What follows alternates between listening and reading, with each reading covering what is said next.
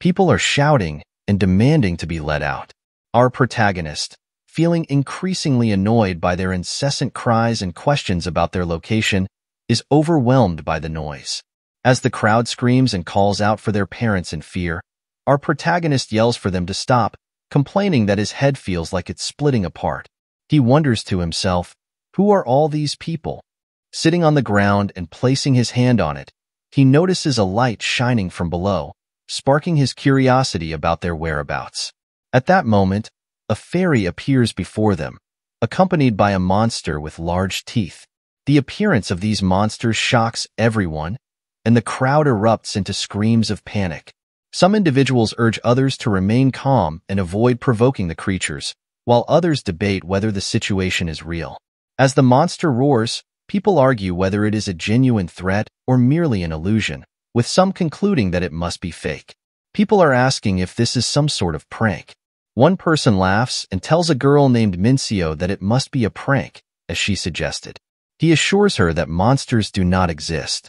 Meanwhile, another man with short hair and a fearful expression claims that this is the only way to explain the situation. Then the scene shifts to our MC, who is shocked and doesn't get what is going on.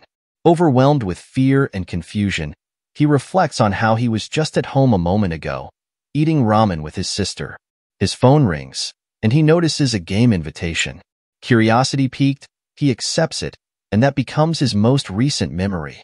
Now, he is bewildered, unable to recall anything beyond that point. As people continue to shout, one person is banging on the door and demanding to be let out. Among the crowd, a man wearing glasses grows increasingly annoyed by the commotion and the cramped conditions. A man with light brown hair addresses the group, noting that it appears they are all in the same situation and asking if anyone remembers anything.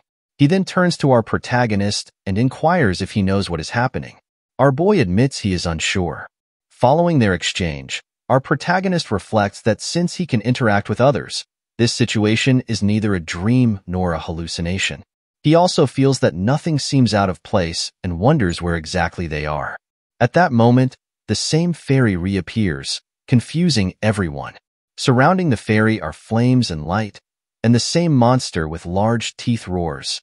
The fairy welcomes them to another world and expresses her gratitude for accepting the invitation. The group, filled with fear and curiosity, watches with wide eyes. Our boy contemplates the invitation and what the fairy is saying. The fairy explains that they have all been chosen as heroes to save the dying continent. People shout, questioning the fairy's statements and asking if this is a prank. Some demand to call the police. The fairy then commands their attention, emphasizing that what she is about to say is crucial for their survival and that not everyone will be able to go to the continent. Our boy is shocked to hear this. The fairy explains that only a select few who successfully complete the tutorial will be allowed to proceed to the continent. One person demands that she stop talking nonsense. The fairy reiterates that only a small number of individuals will have the right to go to the continent. Upon hearing this, a girl begins to cry. The fairy concludes by adding the phrase of survivors, causing a man with blue eyes to look down in disappointment. An announcement follows, stating that the area they are currently in is called the start point. It is described as a pyramid-like structure, which they are to consider as a waiting room. People sigh in response. They are informed that various supplies necessary for their survival, including water, food, and weapons, have been provided. They are also told that they will have access to special classes in this world, and some individuals will receive unique traits. Our boy realizes that he has entered a world unlike any he has seen in games or novels. The announcement continues, explaining that ranks are categorized into common, rare, heroic, and legendary. Currently, only common rank weapons are available. Our protagonist selects a spear for now. They are advised to protect their lives as the glass around them shatters. Our boy is shocked, his eyes widening in fear, as he sees a monster's fist breaking through the glass. Panic spreads among the group, and our boy fears that the wall might collapse. The fairy explains that everyone has come from different places and possesses unique personalities. This place was designed to maximize their individual personalities and aid in their growth. They will understand what she means once they say status window. Overcome with fear, everyone immediately shouts status window. Our boy also shouts for the status window, and a screen appears displaying his status.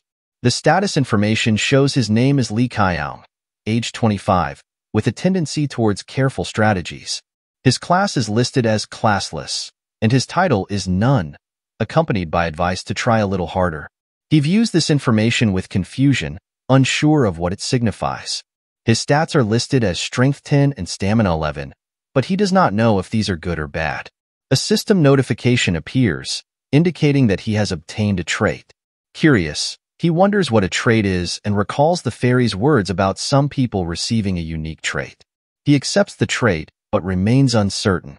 He is granted the ability Mind's Eye, with a rank of heroic.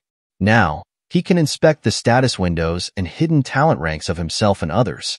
Everyone's statuses begin to appear before him, and he is able to see the details for each person. He stands there, bewildered, as the status information of those around him becomes visible. One individual has a status indicating a growth limit, with an overall rating suggesting that his talents surpass those of Lee Kiyoung, signaling that Lee should remain vigilant. Our boy, frightened, checks his own status. He discovers that his overall rating indicates that Lee Kiyoung's talents are the worst, and no matter how hard he tries, it will be difficult for him to escape third-tier status. All his numbers are disheartening, with only his intelligence and luck rated adequately. Realizing that even trying to swing a sword or perform other tasks would be futile, he is deeply shocked by the word worst and feels a surge of fear as the results make his situation seem hopeless. Lee Kiyoung stands in the crowd, feeling distinct from everyone else. He places a hand on his forehead, worriedly contemplating whether he will just fall like this. A new announcement is made by the fairy, wishing everyone good luck as the monsters break in. The monsters roar as they enter. Panic ensues, and glass shatters, with pieces floating in the air amidst the chaos. Despite the turmoil, Lee Kiyoung remains motionless. People scream for help, and some instruct each other to move. A man with light brown hair urges everyone to grab their weapons, shouting at them to remember what they saw in their status windows and to act quickly. He questions whether they still think it's a joke. Lee Kiyoung glances at him. He then inspects the status window of a player named Park Deoku and discovers that his talent is Growth Limit, with stamina rated at 21, heroic, and endurance at 30. Internally, Lee Kiyoung thinks he has found a useful asset. He smirks and refers to Park Deoku as his shield. Lee Kiyoung instructs Brandish to quickly grab his weapons and take the lead while he provides assistance. Shocked, Deoku asks if Kiyoung intends to fight. Kiyoung responds affirmatively, stating that they cannot simply give up and must make an effort. Impressed by Kiyoung's determination, Deoku comments on his refreshing attitude, though he notes that Kiyoung seems a bit unsteady. Unfazed, Kiyoung tells Deoku to follow him, but as he finishes his sentence with first, his eyes widen in alarm as he sees a monster attacking them. They manage to dodge the monster's assault, and Kiyoung kills it. He then shouts at Deoku, questioning his actions and explaining that he expected him to fight. Kiyoung orders Deoku to block the monsters quickly and demands to know if he wants to die. Kiyoung commands Deoku to run quickly if he wishes to survive. Deoku understood and ran after him. They both eventually stopped, and Kiyoung sighed with relief. He smirked, thinking to himself that it was fortunate to have found a useful shield for the time being. As they stood there, monsters with large ears attacked them. Kiyoung dispatched them with his spear. One of the monsters attacked Kiyoung from behind, but Deoku swiftly intervened, using his shield to protect him. After dealing with the threat, Deoku turned to Kiyoung with a bright smile and asked if he was okay. Kiyoung internally noted that Deoku was quite useful. He thanked Deoku and suggested they move on to collect the items. Deoku agreed, and they both ran with their weapons in hand. Deoku directed Kiyoung's attention to a shining door in front of them, indicating that it was the exit. Both were elated to see their way out and began making their escape. As they prepared to leave, Kiyoung heard a voice calling for help from behind. He paused and looked back, seeing a man surrounded by monsters and crying out for help. Kiyoung stood there silently, observing the scene. Deoku called out to him with concern. Kiyoung, his fists clenched in anger, approached the man, who was crying in fear with tears in his eyes. As Kiyoung approaches the man, He swiftly grabs the bag from him and departs immediately. Diaku, shocked by Kiyoung's actions, stood there feeling ashamed before reluctantly following Kiyoung towards the exit door. The man, with a look of despair, continued to cry for help as the monsters attacked him. Kiyoung, feeling a pang of guilt, silently apologized in his heart. However, his perspective soon shifted, and he thought he should actually be thankful, as his own survival was partly due to the man's unfortunate situation. They both entered a room with broken bars. Diaku asked what their next step should be. Kiyoung replied that he would have been in the same predicament if he had known the outcome. Kiyoung considers it pathetic for someone of his size. He explains to Diaku that they need to first understand what kind of place they are in and asks if he has ever played games before. Diaku replies that almost everyone has played games at some point. Kiyoung elaborates on the status windows, stats, titles, equipment, and classes, asking if Diaku doesn't feel as though he has seen all of this before. He encourages Diaku to imagine they are in a game and consider what they need to do. Diaku admits he is unsure.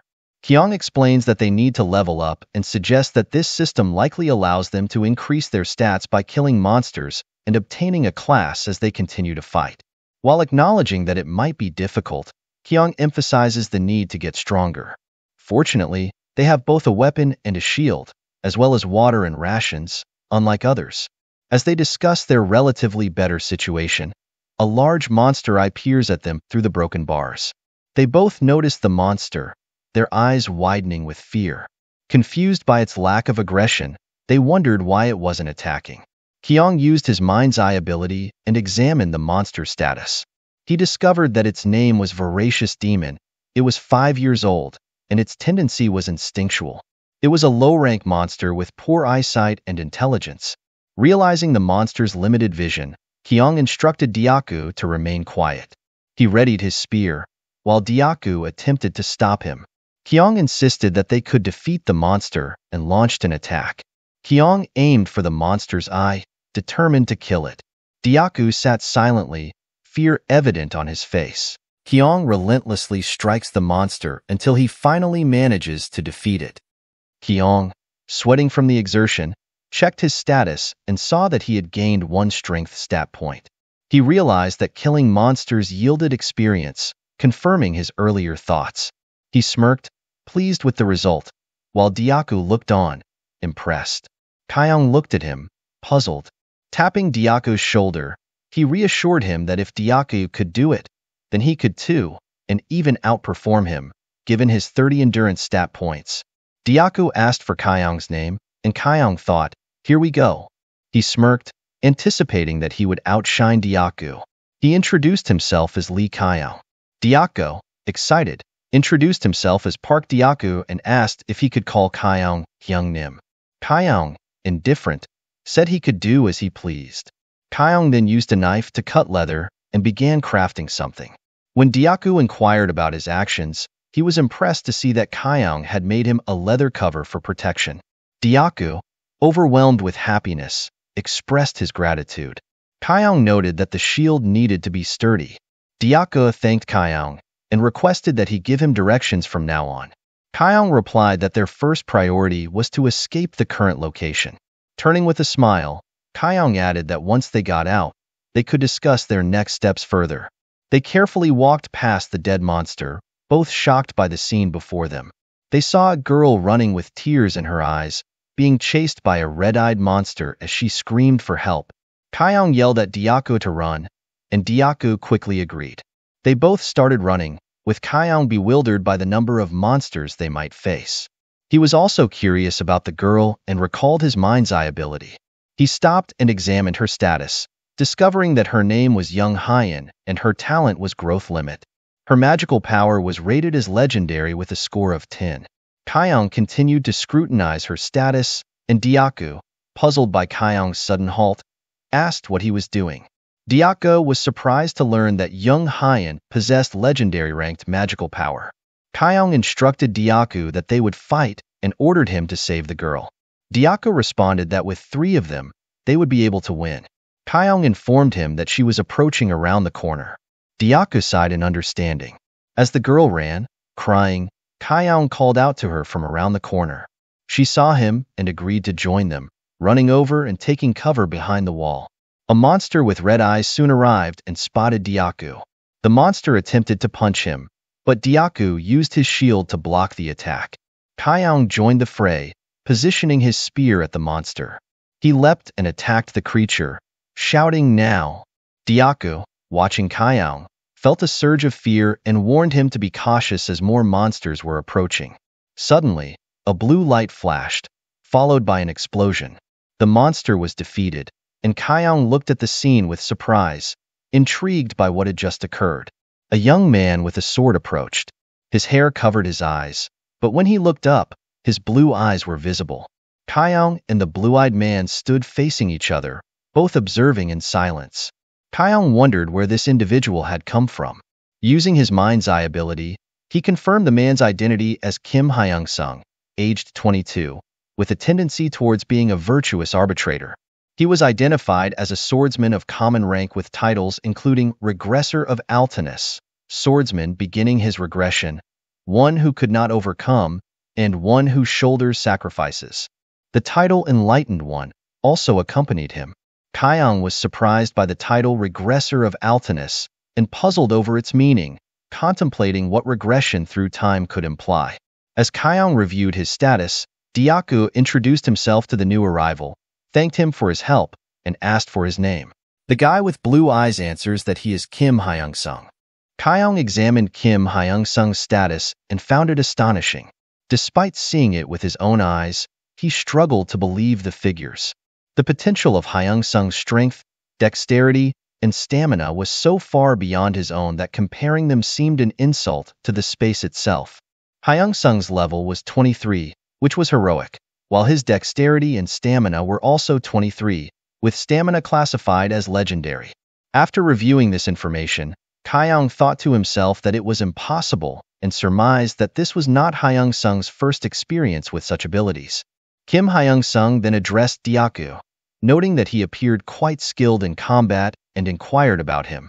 Diaku, excitedly, introduced Kiyoung and mentioned that Kiyoung seemed to be a better fighter, having taken down enemies with a single slash.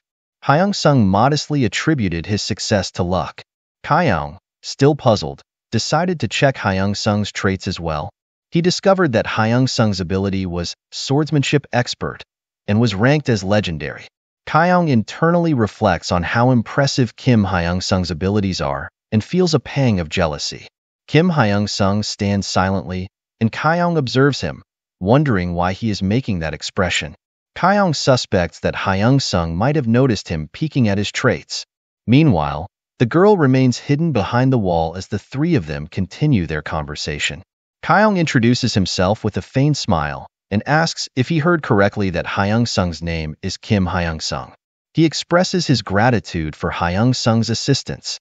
Internally, Kiyoung decides to appear as kind as possible and, while extending his hand, inquires if Hyung-sung is traveling alone, noting that it must be difficult. They shake hands. Hyung-sung informs Kiyoung that he is currently gathering survivors and has set up a camp for them in a suitable location. Kiyoung smiles awkwardly at the mention of the camp, but quickly adopts a serious demeanor and asks how many people are at the camp. Hyung-sung estimates that there are around 30 people who are capable of fighting. After a brief pause, he adds that he would be pleased if Mr. Diaku and Mr. Kiyoung could join them. Kiyoung glares at Kim Hyung-sung, regarding him as a pushover. He muses that a virtuous arbitrator is merely a title and questions the value of a camp for survivors. Kiyoung wonders if Hyung-sung understands how troublesome such a group could become. However, he recognizes that Hyung-sung is the regressor of Altiness and may possess valuable knowledge about this world. There is no harm in maintaining a good relationship with him. With a pleasant demeanor, Kiyoung agrees to follow Hyung-sung's suggestion, addressing him as Mr. Hyung-sung. Diaku, curious about Hyung-sung, asks what class he has. Hyung-sung replies that he is a swordsman. Diaku is impressed and exclaims that Hyung-sung is indeed remarkable. Kiyoung then notices the girl still sitting behind the wall, her head bowed and tears in her eyes. He extends his hand to her and encourages her to stand up, reassuring her that they are there to help. She looks up at him, expresses her gratitude, and thanks him. Kim Hyung-sung watches the exchange between Kiyoung and the girl, visibly shocked by the display of kindness. He approaches the girl with curiosity, causing her to flinch. She nervously reveals her name as Young Hyun. Kim Hyung-sung, visibly excited, introduces himself and expresses his pleasure at meeting her. Kiyoung, puzzled by Hyung-sung's enthusiasm, wonders about his reaction. The girl clings to Kiyoung's arm in fear. Kim Hyung-sung asks her if she is injured, to which she replies that she is fine. Shyly, he inquires if he may call her Miss Hyun, and requests that she inform him immediately if anything is troubling her. She becomes even more apprehensive, but responds hesitantly that she is all right. Kiyoung observes Kim Hyung-sung silently, reflecting on his status as the regressor of Altinus and a swordsman embarking on his second regression. The one who could not overcome his past and who bears the weight of sacrifices. He wonders if Hyung-sung was searching for her. Kiyoung concludes that Hyung-sung, being a powerful individual who has witnessed the world's end, is likely seeking to acquire all beneficial resources from the outset to alter the future. As he looks at the girl, he acknowledges that she is indeed part of that group. The girl continues to cling to his arm and, though somewhat belatedly, thanks him for saving her. He blushes and assures her that it was no trouble. She rests her head on his arm, and he smiles. Kiyoung then regards her with a serious expression, recognizing her as someone with immense latent potential as a magician. He also considers Kim Hyung-sung, a seasoned veteran on his second regression. Kiyoung remarks that they are impressive and smirks. With a darkly mischievous glint, he resolves to remain with them until the end. Dyaku's eyes widen with excitement at the sight of so many people. He eagerly inquires how Kim Hyung-sung found such a place. Kim Hyung-sung responds that it was by accident, though Kiyoung suspects that he likely knew about it in advance. A girl runs up, calling out for Hyung-sung, and warmly welcomes him back. She notes that it seems he has brought new friends. Kim Hyung-sung introduces her as Miss Jae-hi. Kiyoung, intrigued by her friendly demeanor, becomes curious about her identity. The girl expresses her concern to Kim Hyung-sung, mentioning that she was worried because he appeared to be running late. Hesitantly, she inquires about the newcomers. Kim Hyung-sung explains that these individuals will be staying with them at the shelter this time.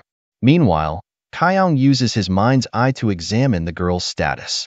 He learns that her name is Lee Jae-hi. She is 29 years old, has an egotistical ambition tendency, and holds no class or title. Kiyoung notes the age difference, calculating that while Kim Hyung-sung is 22, the girl is 29. Still addressing him as Sunbae. Kiyoung notes that her stats are overall unimpressive, viewing them as subpar. He is initially dismayed to find that they are considered a potential great pair, reflecting his frustration with the rating system. He is irritated by the idea of being paired with someone he deems inadequate and questions the criteria used for these evaluations.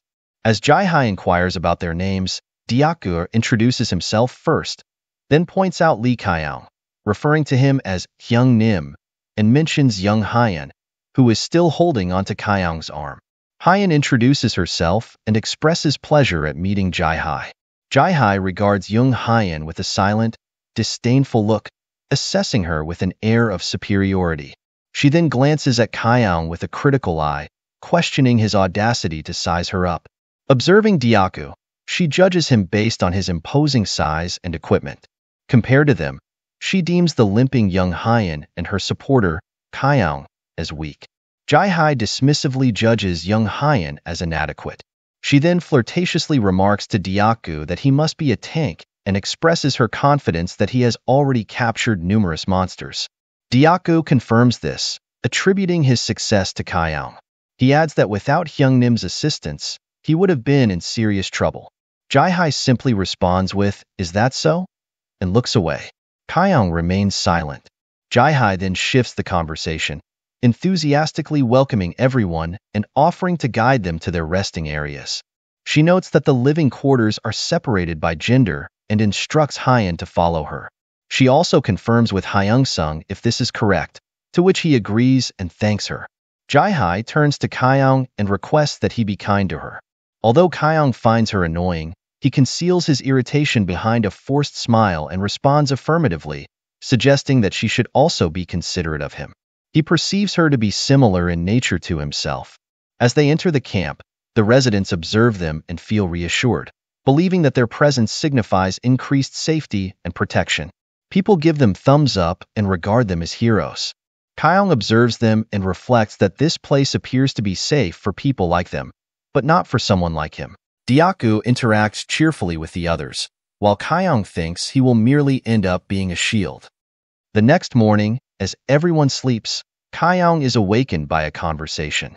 Someone is asking if he slept well. Diaku responds to Kim Hyung-sung, saying he slept very well thanks to him. Their conversation rouses Kiyoung from sleep.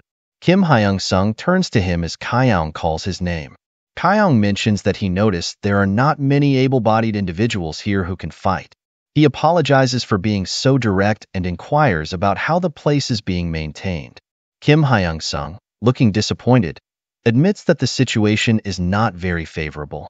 He explains that their rations and water are nearly depleted, and, in addition to a shortage of manpower, they have to manage an additional 30 people, possibly more. Kiyoung tells him that the rations they have brought will run out soon and that it is already challenging enough to deal with the monsters. He argues that the additional burden of more people is unnecessary. Kim Hyung-sung counters that they are not a burden. Kiyoung insists that they are and makes it clear that he is not volunteering to help. Upon hearing this, both Diaku and Kim Hyung-sung fall silent, shocked by his demeanor. Diaku asks Kiyoung if he is considering leaving immediately, but Kiyoung clarifies that is not his intention. He explains that staying any longer would not be beneficial. Hyung-sung remains silent, glaring at Kiyoung as he continues. Kiyoung suggests that they can still fight alongside him and support him, pointing to himself as part of the team. Hyung-sung becomes pleased and thanks him. Kiyoung adds that he has a rough understanding of Hyung-sung's situation and that he is sure they all want to survive and escape together. He expresses empathy and acknowledges Hyung-sung's concerns.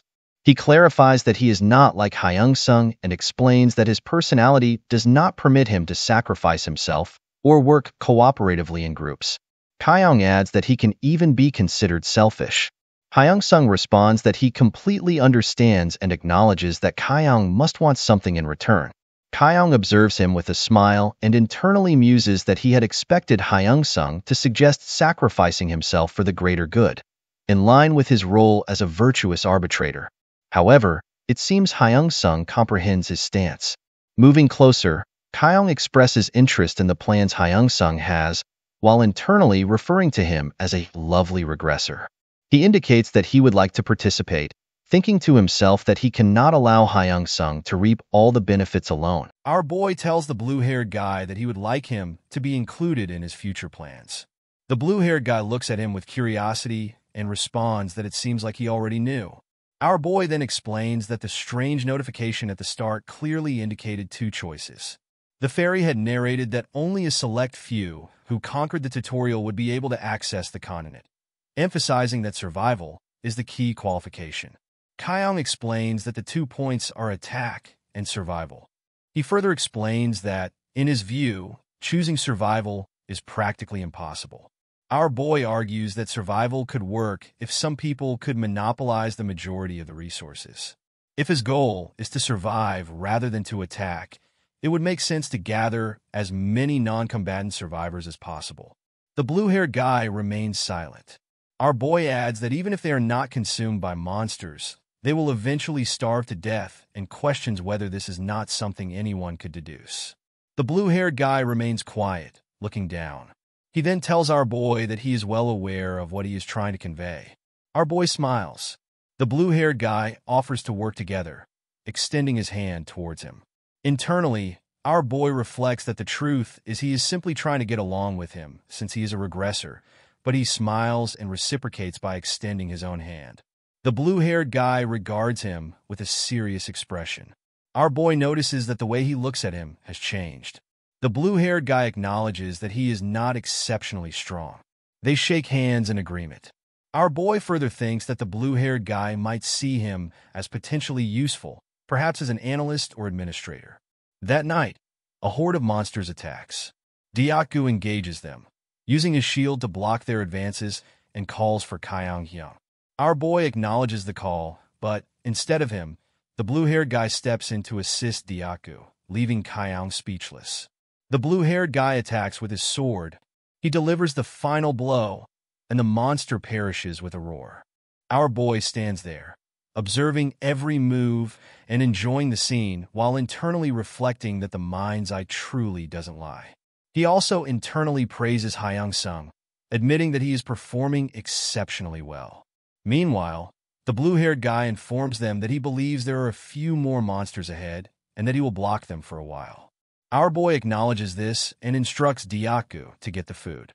Dyaku responds that he has already obtained it and adds that, at least, there are not as many monsters near the starting point as he had anticipated, further explaining that he had expected a swarm at the beginning. Our boy explains that this is probably because he has already dealt with the monsters in the area. Dyaku inquires if he is referring to Hyung-sung and asks if Hyung-sung was a sword expert back on Earth. Our boy admits that he does not know for sure, but speculates that Hyung-sung might have done something similar or that he could be benefiting from an effect of his class. Dyaku becomes disheartened upon hearing about the class and sighs with disappointment. Kiyoung looks at him silently. Our boy then places his hand on Dyaku's shoulder to comfort him, reassuring him not to fret too much. He adds that opportunities will open up for them soon as well. Kiyoung also acknowledges Dyaku's help, but Dyaku insists that he has done nothing to assist and credits all the work to the blue-haired guy. Our boy counters that this is not true and explains that without Dyaku, reaching their current position would have been difficult.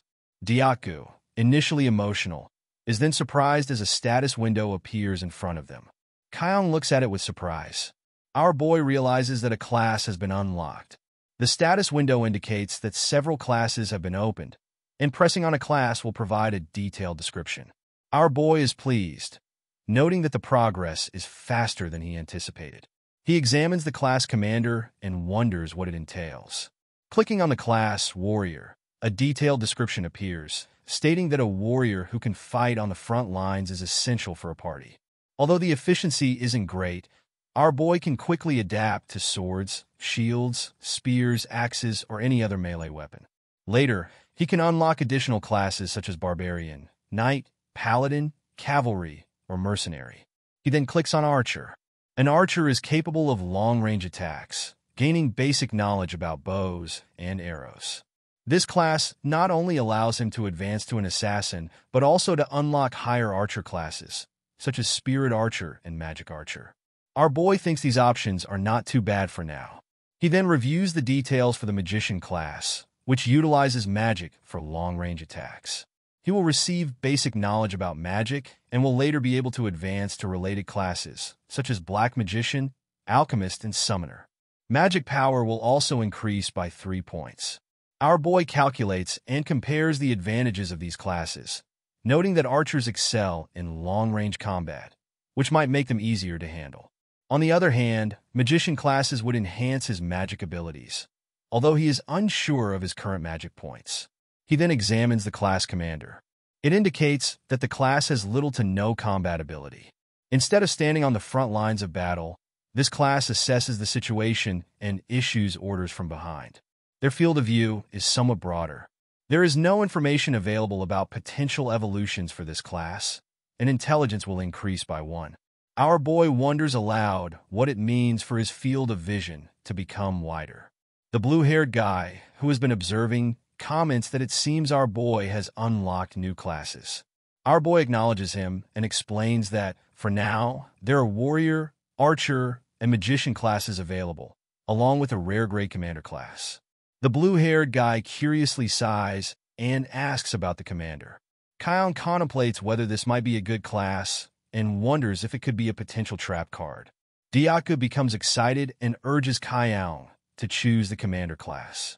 With bright eyes, Dyaku expresses a strong feeling that being a commander would be perfect for him. Our boy hesitates and questions Dyaku's enthusiasm. Dyaku insists that he hasn't said much, but isn't Kiyoung the quintessential commander type? Dyaku explains that if Kiyoung takes on the role of commander, they would definitely win. He imagines himself at the back, looking cool and waving his hand, which makes Kiyoung laugh awkwardly. Our boy thinks to himself that, honestly, he is more like a scammer than a commander, as he lacks any knowledge of strategy. The blue-haired guy interjects, noting that there isn't much benefit to being a commander, and explains that other classes will increase stats by 3 from the start. Our boy wonders if the blue-haired guy is trying to discourage him. Diaku, however, insists loudly that Kiyoung is a commander. The blue-haired guy suggests that being an archer would also be a good fit for Kiyoung. Diaku refuses to accept this and demands that Kiyoung command him. The blue-haired guy tries to explain that providing long-range support would be very beneficial, but Diaku becomes furious and sticks to his belief that Kiyoung is a commander. He argues that the commander class would best utilize Kiyoung's traits. The blue-haired guy and Diaku end up in an argument. The blue-haired guy continues to insist on choosing the archer class, while Diaku remains adamant about selecting the commander class. The blue-haired guy argues that an archer is definitely a good choice, but Diaku persists in his preference for commander. They stare at each other furiously while our boy stands there, smiling awkwardly. The argument continues, with both sides debating the merits of the archer versus the commander class. Our boy laughs awkwardly, feeling increasingly confused by their disagreement. He sighs and finally makes up his mind, deciding that this would be the best course of action. He selects the class and presses yes. He is shocked when a light flashes upon confirming his choice. Standing there, he wonders if it worked. Both the blue-haired guy and Diaku look at him and shout his name, eagerly asking which class he chose. Kiyoung remains silent for a moment and sighs. Then, our boy smiles and tells them, "I'm a magician." Diaku becomes hopeless, exclaiming that it doesn't make sense for him not to be a commander. The blue-haired guy asks Kiyoung why he chose the magician class. Our boy laughs a little and replies, "I just felt like it." Internally, our boy reflects on his decision, realizing there's a reason he didn't choose archer. He's not accustomed to using his body, so that wouldn't have been a good fit.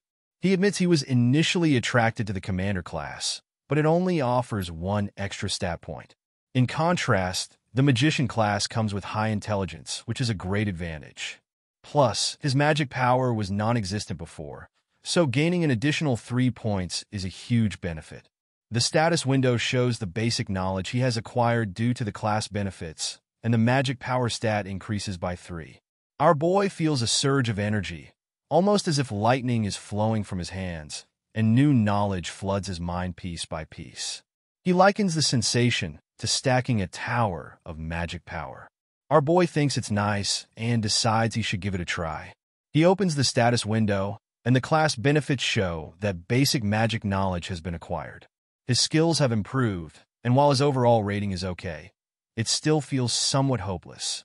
The system acknowledges his accomplishment in obtaining a class, noting that it must have been difficult for a player with Lee Kiyoung's talent to sense magic power. Although the 3-point increase in his magic power stat offers some hope, the system warns him not to expect much growth as a magician, as the disappointment could be as great as the expectations. Our boy reflects on this, thinking it's a shame, but he never had high expectations to begin with. He smiles while looking at his fist, realizing that it's not so bad. It's something worth using for now. He then turns to Diaku and asks if he's chosen his class yet, also wondering why Diaku is still lying on the ground. Diaku gets up, looking confused, and says he's torn between becoming a shield warrior or a priest, unsure of which path to take. Without hesitation, both the blue-haired guy and our boy say in unison, "Choose shield warrior." Diaku hesitates, asking again about being a priest, but they firmly repeat, "Be a shield warrior." Diaku looks at his status window. Our boy asks if he's made his choice. Smiling, Diaku shows a shield and says he's now a shield warrior, just as our boy suggested. Our boy smiles back, telling Diaku that he made a great decision. Internally, he thinks that Diaku is now their official shield. The blue-haired guy congratulates them both and asks if they should head back. He also brings up the matter of food ration distribution, asking how it should be handled. Kiyoung responds that 2 bags will be enough for them. The blue-haired guy questions him, but our boy insists that it's sufficient and tells him to go ahead and distribute food to the others. The blue-haired guy looks at the bag and thanks them for their kindness. At the survivor camp, a girl with long hair is waiting for Hyung-sung. She complains, wondering what's taking him so long, saying that she's going to starve to death. She reassures herself that he'll return soon and tells another girl, Kiyoung, to wait a little longer. Kiyoung, growing impatient, wishes he would hurry up and get there faster. She offers her bread to Kiyoung, asking if she'd like to eat it since she's only taken a couple of bites. Kiyoung agrees, saying she'd appreciate it. Meanwhile, a man watches them from a distance. She glares at him, asking what he's looking at and if he wants some food too. With a resigned sigh, she splits the bread into 2 pieces, handing one to Kiyoung, who thanks her. Turning to the man, she scornfully says that this is for someone like him, who does nothing but beg. As she cuts the bread into small pieces and tosses them in front of him, she sarcastically praises him, saying, "Very good." Kiyoung stands silently, glaring at them. In the meantime, Jae-hi notices that the others have arrived. As the 3 of them enter, the crowd starts to cheer, calling them heroes for bringing food. Everyone seems happy. Jae-hi approaches, calling out for Kiyoung-sung. As she takes the bags, she turns to Deokgu and Kiyoung, saying, "Good job." Jae-hi says she'll take the bags. Kiyoung-sung thanks her, mentioning that he has to leave since he still has work to do. Jae-hi smiles and tells him to return safely. Kiyoung and Deokgu stand there, watching silently. A gray-haired guy approaches Kiyoung and suggests he should get some rest, offering to take his luggage. Kiyoung remains silent, holding on to his belongings, surprising the gray-haired guy. Deokgu calls out to Kiyoung, asking if he's really not going to share. Kiyoung and Deokgu head off with their luggage, and Kiyoung reminds Deokgu that he already told him they aren't volunteers. Deokgu agrees but points out that by acting this way, Kiyoung might not look good in the eyes of others. Our boy explains that if people want to eat, they should at least pick up a sword and fight. He goes on to suggest that the reason Kiyoung-sung brought them there was to motivate the others. Our boy then notices Jae-hi distributing food to the other people. They thank her, and she smiles, saying it's no big deal.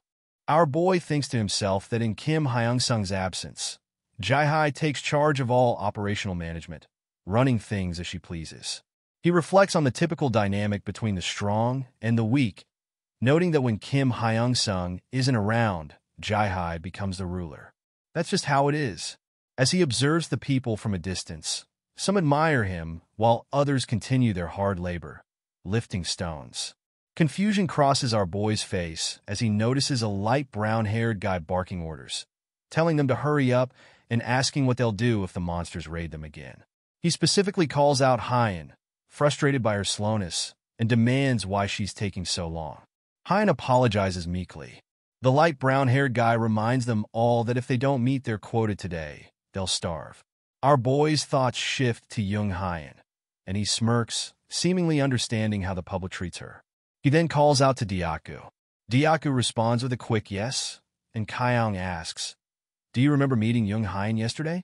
Deokgu replies, "Yes," and asks, "Isn't that the girl you helped yesterday?" Our boy then hands his luggage to Deokgu and instructs him to bring it to Hyen, adding that he should keep an eye on her. Deokgu agrees but questions why this is happening so suddenly, casting a suspicious glance at him, wondering if our boy might have feelings for Hyen. With a grin, Deokgu says, "If that's the case, leave it to me." Kiyoung responds, "I'll leave this matter in your hands." Hyen continues her task of moving stones, and our boy watches her, thinking about how lonely and difficult her situation must be. He reflects on how he and Deokgu are the only ones who can look after her, feeling a tinge of sadness for her. As Deokgu walks toward Hyen with the luggage, our boy thinks to himself that Deokgu is truly dependable, someone Hyen might want to lean on in her current vulnerable state. He smirks as Deokgu approaches Hyen and calls her from behind. He suddenly stops in his tracks. A gray-haired guy has reached Hyen first and offers her some bread. "Take it," the gray-haired man says, and Hyen thanks him gratefully. Our boy, confused, narrows his eyes at the scene, wondering what this guy's intentions are. Our boy, watching the scene, wonders who that guy is and how someone like him dares to approach his precious treasure. He sighs, thinking that there must be a definite reason why the guy is suddenly acting so nice. Our boy glares, reasoning that someone who can't even feed himself in this place must have an ulterior motive. Diaka glances at Kiyoung, who simply gestures for him to keep going. Understanding the signal, Diaka continues walking toward them. The gray-haired guy, smiling, asks Hyan if she knows him, mentioning that he brought bread without knowing much about her. He then offers her the bread, insisting she take it. Hyan hesitates, saying she's fine, but the gray-haired guy persists, urging her not to refuse and remarking that she must be tired.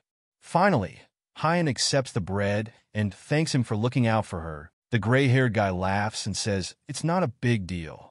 Hyan's face turned red as she began eating the bread, her thoughts drifting to Kiyoung. She wondered what he was doing at that moment. The gray-haired guy called her name, asking if she was okay with their interaction and expressing a desire to grow closer. Hyan, interpreting his words as wanting to remain on good terms, smiled and agreed. But soon after, confusion set in as he moved closer and touched her hand. Hyan couldn't comprehend what he was trying to do. Alarmed, Hyan screamed, pleading for him to release her hand. He responded, reminding her that she had just agreed to be closer. Terrified, she asked why he was acting like this all of a sudden, begging him to let her go. Still gripping her hand, the gray-haired guy sighed and said, "How can someone be so dense?" He tightened his hold and added, "Do you really think I'm doing charity work for you?" Young Hyan stood there, confused and scared, as the gray-haired man, now more forceful, insisted that if he gave her something, he expected something in return. Hyan, with fear in her eyes, asks what he is implying. The gray-haired man pulls her hand, drawing her closer, and explains that if she wants to thrive in this place, she needs to be agreeable to him. He asks if she still doesn't understand the situation. Diaku intervenes, telling the gray-haired man to stop his behavior. Diaku warns him that if he doesn't want his hand broken, he should leave. The gray-haired man, glaring at Diaku, demands to know who he is. Diaku swiftly strikes the gray-haired man's hand in a karate style, forcing him to release Hyan. Hyan looks at Diaku with relief. Diaku tells the gray-haired man that he has no idea why he is here and advises him to stop overreacting since his hand is not broken. Diaku then grabs the gray-haired man by his collar and throws him forcefully to the ground. This action attracts everyone's attention, causing shock and speculation about what is happening. Meanwhile, our boy glares at them calmly while eating his bread.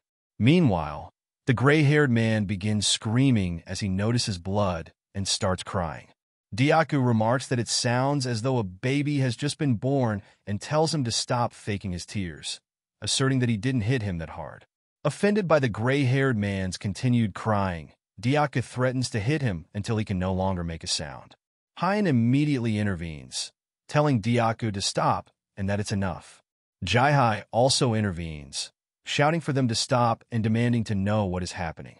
She approaches the gray-haired man and asks if he is all right. With tears in his eyes, he assures her that he is fine. Jaihai then turns to Diaku and reprimands him for engaging in group fighting, asking why he is acting this way. Diaku explains to Jaihai that the gray-haired man forcibly grabbed Hyan's arm and that he merely removed his hand, which he witnessed himself. Shocked, Jaihai turns to the gray-haired man and asks if Diaku's account is accurate. The gray-haired man denies the accusation, claiming that it is not true. Diaku stands there furiously upon hearing this. The gray-haired man tries to explain that while he did grab Hyan's arm, it was a misunderstanding, though his explanation is unclear. Diaku, growing increasingly enraged, insists that the man is still spouting nonsense. Jaihai instructs the gray-haired man to respond clearly to Diaku's accusations. The gray-haired man finally admits that he wanted to become closer to Hyan and that Hyan had responded positively, but it seems he misunderstood the situation. Jaihai then turns to Hyan, urging her to be honest and explain the situation clearly. She asks Hyan if the gray-haired man's account is accurate. All eyes turn to Hyan as she hesitates to speak. People standing behind her begin to discuss the commotion, noting that the conflict between the two men was caused by Hyan. They comment with malicious intent, suggesting that she appears as a damsel in distress in this situation. Hyan looks at them, wondering why everyone is staring at her with such accusatory eyes. Hyen believes she has done nothing wrong, though tears well up in her eyes as she recalls her past on Earth. She feels that, just as on Earth, no one is on her side here. Her tears fall to the ground. While sobbing, Hyen confesses the truth. Trembling with fear, she explains that the gray-haired man forcibly grabbed her arm and suggested that if she wanted to fare well in this place, she needed to be good to him. She was taken aback by his demand.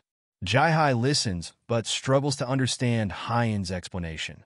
Sighing, Jae-hai concludes that the gray-haired man's intention to get closer to Hyen is indeed true, and it seems Hyen did agree to that extent. Tears continue to stream down Hyen's face as she tries to clarify that while she did agree with him, she did not realize the full implication of his words. Sobbing, she apologizes to Jae-hai. Jae-hai responds, noting that Hyen is no longer a child and should not expect to resolve issues merely by crying. Jae-hai then turns to Deokgu, acknowledging his intention to help Hyen, but reminding him that such situations are complicated. Jae-hai requests that Deokgu not act carelessly and understand the situation before taking action, noting that she believes he was thoughtless this time. She explains that acting recklessly without discerning who the victim and assailant are can lead to misunderstandings. Hyen, while crying, bows deeply to Jae-hai and apologizes. Jae-hai then places her hand on the gray-haired man's shoulder and asserts that apologizing to her will not resolve the situation.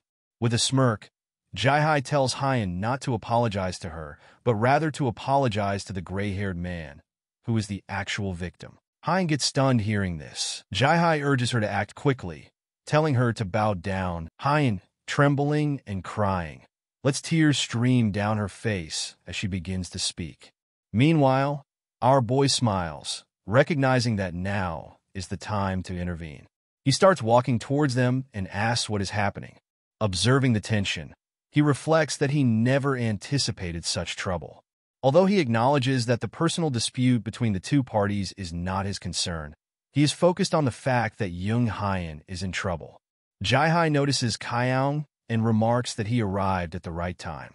Our boy, visibly irritated, questions Jae-hai's judgment, asking if she believes this situation resembles a neighborhood playground.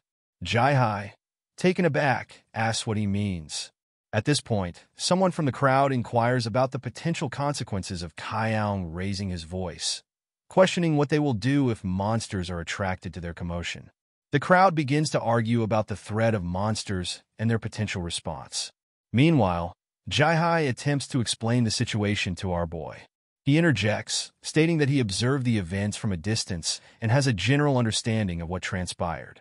Our boy reiterates to Jae-hai that, as she mentioned earlier, the roles of assailant and victim are unclear in this situation. So, does she not think anyone would be scared if she backs them into a corner like this? Jae-hai becomes angry and screams that it is obvious Hyen has done wrong. Our boy interrupts and asks Jae-hai if she is certain that the gray-haired man is innocent. Jae-hai falls silent. Our boy internally smiles, thinking that Jae-hai cannot make that claim because doing so would shift all the blame onto her. He then feigns concern and asserts that they are cornering an innocent person and suggests that Hyeong-sung would be displeased if he were to learn of the situation. Everyone falls silent, contemplating our boy's words. Our boy moves closer to Hyen, stating that, from his perspective, Hyen would not act in such a manner. He looks at Hyen with a smile. Hyen thinks to herself that this is entirely forced. She gazes at our boy with teary eyes. Jae-hai, enraged by this, asks how our boy could know that, given that he has only met Hyen a few days ago.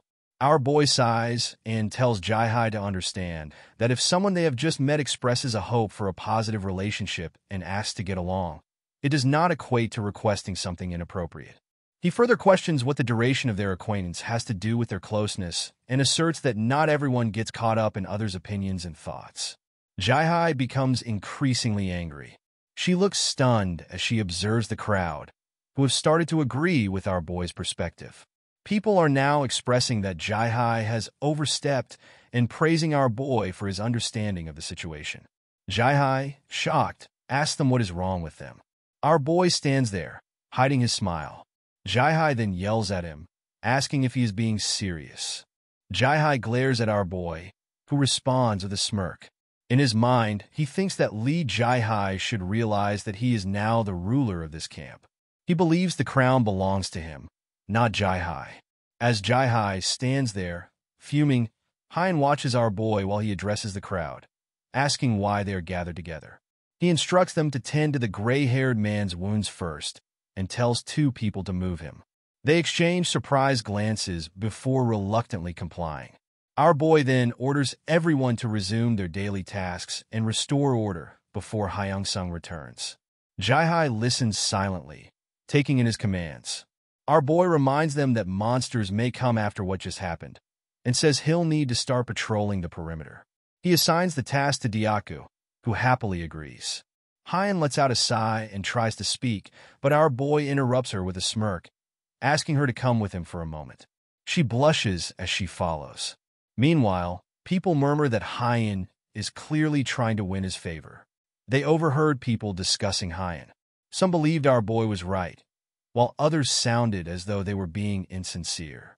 Our boy smirked, thinking that the key point was Hyen's current position of favor with those in power. Meanwhile, Jai-hai stood in silence, biting her nails in anger.